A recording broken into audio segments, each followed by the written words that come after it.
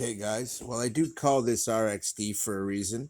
I do design, I do improve. So I had a bow. I thought, I got a lot of extra paracord here when I made my string dairy. And, well, I was bored, eh? So I thought, what if I pretension the tips, eh? And hold them in place with an extra brace. Now, originally, I had this set up kind of like this, but as you pull it, it actually will slide down towards the tip. It's almost like a pulley system. And when I pull this, it has more tension than it did before because it's pulling from here to here and pulling the tips in backward. Whoop, real tight, and it's actually putting pressure equally on this whole point, moving the real tip of the bow really to here, physics wise. This is an interesting little modification that you could do to a bow that was too weak and make it stronger. Watch this. This is going to be cute, okay? Just bear with me here. Of course, that's cute enough. I'm going to show you something cool archery style. Not cute, but kittens kind of way. All right, so I just gave this a test. Now, I actually do have a scale in the house that I can weigh this with, but I have a strong inkling that it won't weigh this. I think I tried to weigh it at one point and it was too heavy because this is pretty crappy. And you can see the big humps here on it, like I was saying before. And this is what I meant about the sharp spots where the fishing eyelets were. They're very, very sharp in here, and it's good to, so I fire it on this side, but at the same time, that's pretty crappy, really. And I don't intend on make that as bright as possible for you. And I'm gonna try this again here because I gave it a test shot there, and it's noticeably stronger. Oh, now it will leap right off that bow and climb right out if I wanted to. So at this point, I don't think I should be giving it a full pull, and that's about right. Sorry. Well, unfortunately, the phone there showed I will have to quit this. It's getting late in the morning there. I've been kind of tweaking with it, but at the same time, this is an amazing way to increase the poundage. I don't know how quickly the phone fell there. I'll have to check the footage, but at the same time, basically what happens is this guy is really, really simple. I showed you already the basics. It's wrapped in paracord, and it gives you a much stronger pull. We're looking at a substantial increase in the poundage of that. Big time. Just because I applied some paracord. Now the trick is this is flexible paracord, but that's actually a good thing when you start to pull on it. In addition, the paracord reinforces the whole thing, and I had enough, at least 30 feet, where I not only wrapped it twice, end to end, and tied it off at both ends when I did it, and tied off to the string, but then I had enough at the end to double wrap that area, triple wrap it, and just pile up the excess because I didn't want to cut it. Paracord's awesome stuff. For survival, that's exactly what you do. And that way, your bow has enough paracord built into it that you could theoretically take a whole bunch off and use it and not reduce the poundage of the bow. For me, that kind of makes it kind of an ultimate survival bow in a lot of ways. Now, this doesn't look like much, guys, but the way this actually works, the physics of this are very, very favorable. And it significantly increased the poundage of the bow. And if I do a pull, I mean, you just look at this thing. I can really just reef on this. And you're seeing this here. And I'm telling you right now, I have got my foot in this and pulling it back as far as I possibly can. Now, I don't have to put my foot there and pull it that hard, but I'm doing it to show you that I can pull it as far as I possibly can, and it builds really smoothly and progressively as I pull it back, and the shots it's firing are bang on accurate if I fire a straight object through. Where I put my handle was perfect. I got my my distance right, basically. for my arrow rest, and it came out basically perfect. I can't believe it. I made my first bow, really, and it came out way better than I thought. Way stronger a pull than I expected to get, because the paracord is good and strong, and I realized if I braced it here and bent the tips in and used the paracord to make my draw point here instead of here, because I was thinking about shortening the bow, and I thought, well, instead of shortening it, why not shorten the draw point, make this a tension section, and it the whole thing draws from here when you draw, and it actually works really smooth. And the way I've tied this, these lock off, and you can see they're pretty even. And that was the whole point. So I just tied it off, and it didn't have to be rocket science, you know what I mean? And they are adjustable, but where they actually tie off and end up locking off is equal because of the pull of the bow. So they don't have to be equal to start with when they're just sitting. But this, the way this works is I've actually tied them in the same place, both to the string and to the bow, but the one on the bow can slide. And on this end, because there's a whole bunch of loose stuff, it can just kind of slide. But really, I should just epoxy them off or tied them off and tight. And I didn't make these tight. I didn't want to wreck my paracord. Here's one end here. I didn't, I should have used more on this end so I could tie it off harder and put this back and forth a few times, but I just wanted to throw it together to see if it would work. And not only did it work, but it pretty much doubled the speed of the projectile right away, which tells me that crappy poundage is gone, and I now have a decent little survival bow that actually works. Now, any of the DIY bows that you guys are seeing out there that are made of this kind of stuff, landscaping stuff, you could do this to it and get a stronger bow. I dare you guys to try this. Double reinforce it though. You'll see that it's more than one wrap. I did it up one way, wrapped it around the string, wrapped it around here, tied a knot.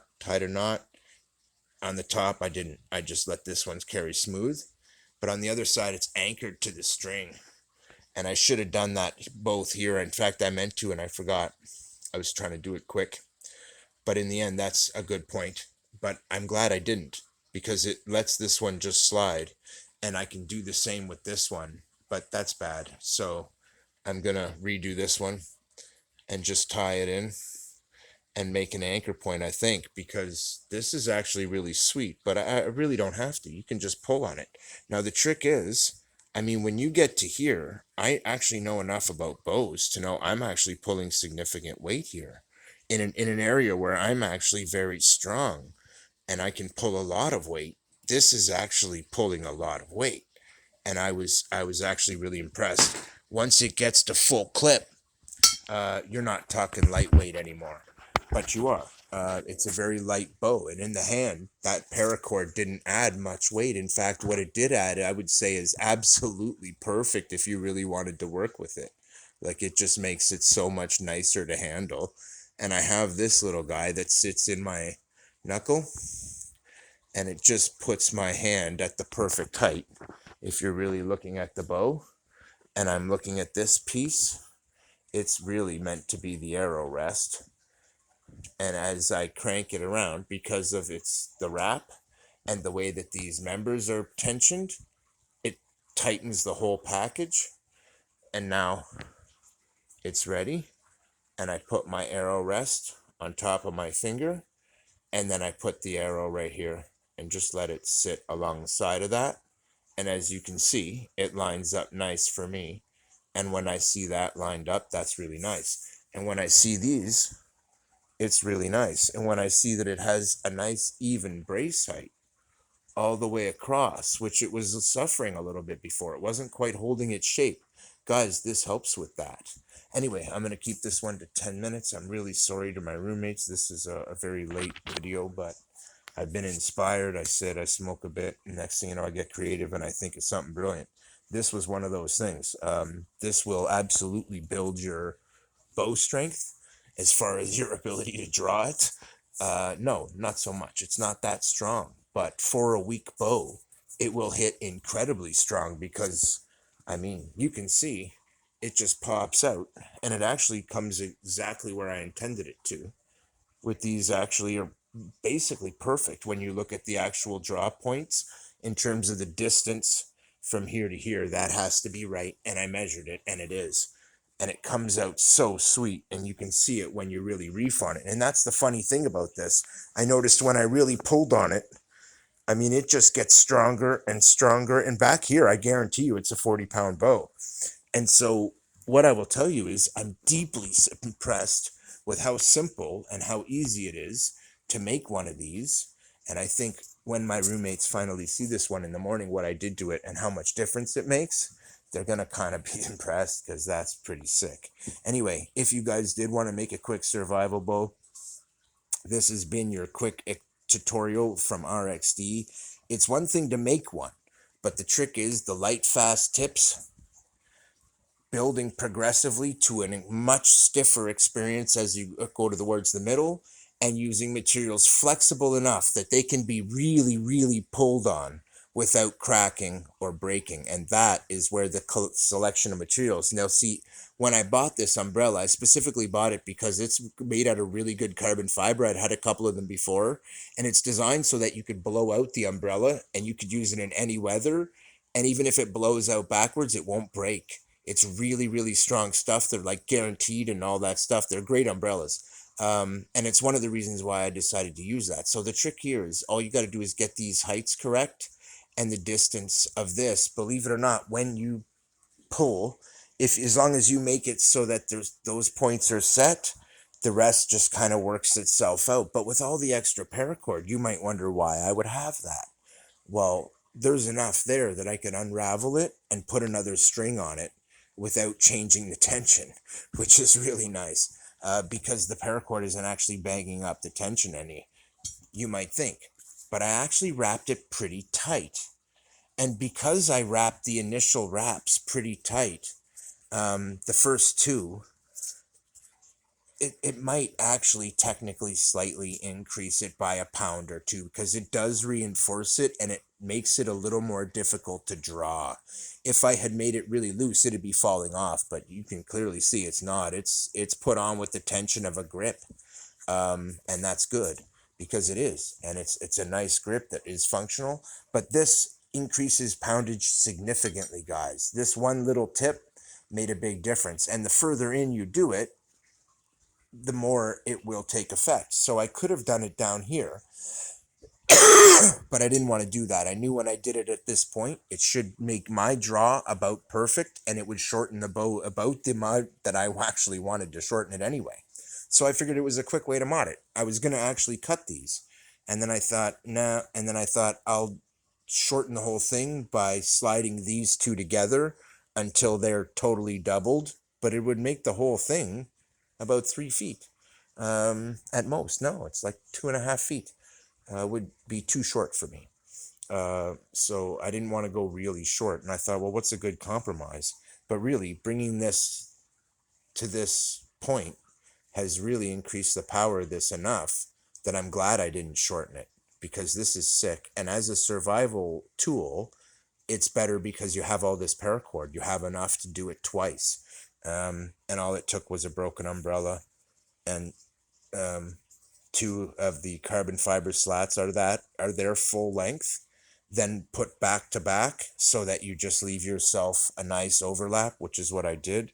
It's a nice 2 foot overlap, maybe 26 inches of overlap, or 24 is more accurate, I'm sure. And then this landscaping rod and the third other carbon fiber rod there actually were nicely at just about the same length. The carbon fiber comes just inside of that from here to here, as you can kind of see, and the landscaping rod is here, as you can kind of see. There's an extra bit here, but in the end, because there's little bonums on them, there's those in a couple of places, and then there's an extra one from that little carbon fiber rod. But they all provide stiffness when it's tightly packed like that. So what I've done is tape the snipe out of them together, plus in lots of places all the way down, plus left space in between so that the members can flex against each other, and separated them in the tape from each other. so that it's as strong as possible. And I just kept my tape places the same. So in some places, the tape really built up nice, and it actually is pretty good. It gives it a nice weight, believe it or not. And that was one of the things I did when I built it. I didn't point out in the last video, was the way that it's taped. Anyway, now that all that's done, and my basic, this is my weakest one, this is going to be the finished bow, and it works great, and it comes with enough string to make it happen at least twice more, which is kind of epic. Keith out.